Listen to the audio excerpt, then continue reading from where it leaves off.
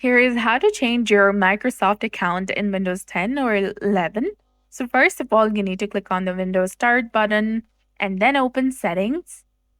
Once you're in the Settings section, click on Accounts and you will see your current Microsoft account. Go ahead and tap on this Your Info section.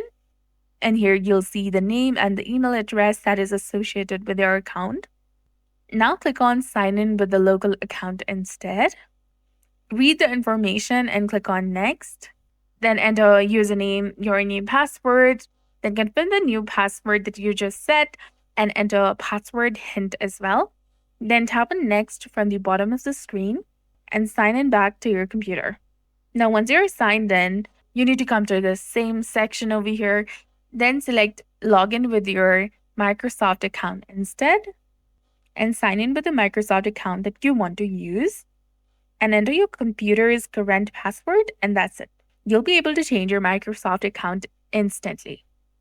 Or you can also go to the option for switching from local to Microsoft account from the right-hand side of the screen, and this will take you to the Microsoft Help section.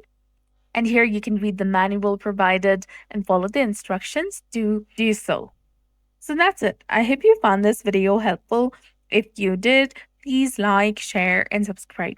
Thanks for watching. We'll see you again in the next one.